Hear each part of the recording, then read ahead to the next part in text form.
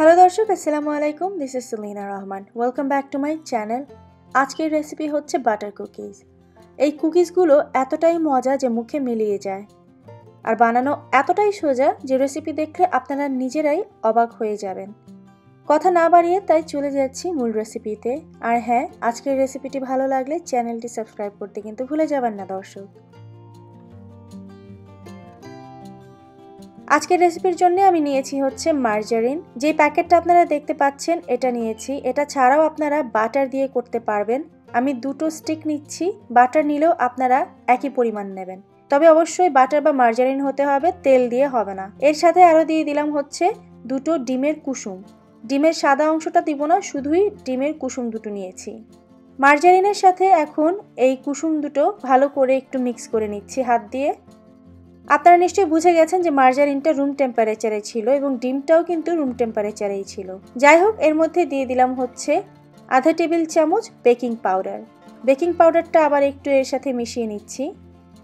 ভালো করে মিশিয়ে নিয়ে এর মধ্যে দিয়ে দিলাম 1 কাপ পরিমাণ পাউডার সুগার বা কনফেকশনার সুগার।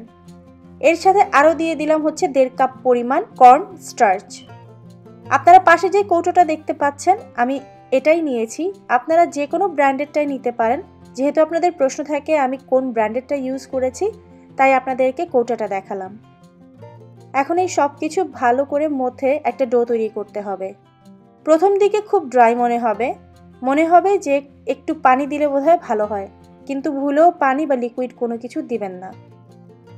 একটু ধৈর্য নিয়ে ধীরে ধীরে এটাকে যখন আপনারা মধ্যে থাকবেন তখনই দেখবেন যে এটা খুব সুন্দর একটা ডোতে পরিণত হচ্ছে।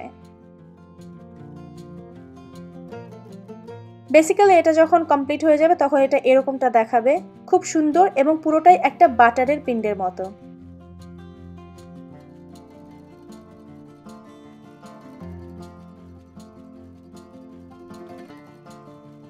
এটাকে রেস্টে না দিয়ে সাথে সাথেই আপনারা কুকিজ বানানো শুরু করে দেবেন। একটা বেকিং ট্রে নিয়ে তার মধ্যে পার্চমেন্ট পেপার দিয়ে দিলাম। পার্চমেন্ট পেপার না থাকলে আপনারা তেল ব্রাশ করে নিতে পারেন যাতে এটা লেগে না যায়। এরপরে খুব সাধারণভাবেই লাড্ডুর মতো এটাকে গোল গোল করে একটু জায়গা করে করে বেকিং ট্রেতে সাজিয়ে নিতে হবে। অবশ্যই জায়গা করে নিতে হবে, কারণ এটা বেক হওয়ার পরে এটা কিন্তু আরও একটু জায়গা ছেড়ে দিবে। আমি আজকে ওভেনে বেক করছি 20 মিনিটের জন্য 350 ডিগ্রি ফারেনহাইটে, আর যদি সেন্টিগ্রেডে করেন তাহলে 180 ডিগ্রি সেন্টিগ্রেডে। 20 মিনিটের বেশি একদমই রাখবেন না, তাহলে কালচে হয়ে যাবে। যদি সেকেন্ড ব্যাচ করেন সেই ক্ষেত্রে 18 বা 19 মিনিটেই নামিয়ে ফেলবেন। আর যারা চুলায় করবেন, সাধারণত যারা চুলায় বেকিং করেন বা কেক বানান সেভাবে এটাকে বেক করা যাবে।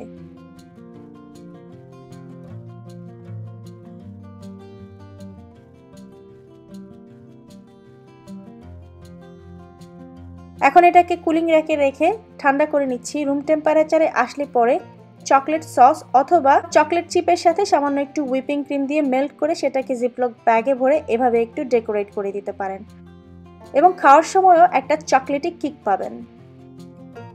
তৈরি হয়ে গেল আমার মজাদার বাটার কুকিজ। আপনাদের তো আর খাওয়াতে পারবো না, তাই ভেঙে দেখিয়ে দিচ্ছি যে কতটা মজা হয়েছে। আশা করি আজকের রেসিপিটা আপনাদের কাছে সহজ লেগেছে। সহজ লাগলেই আমার সার্থকতা, কারণ রান্না তো সহজই হওয়া উচিত, তাই না? সহজে রেসিপিটা ভালো লাগলে চ্যানেলটি সাবস্ক্রাইব করতে কিন্তু ভুলে যাবেন না দর্শক। আর ভিডিওটি আপনাদের ফ্রেন্ডস অ্যান্ড ফ্যামিলির সাথে অবশ্যই শেয়ার করবেন। আবারও কথা হবে নতুন কোনো রান্না নিয়ে। আপনারা সবাই ভালো থাকবেন। Keep watching Selina Rahman. আল্লাহ হাফেজ।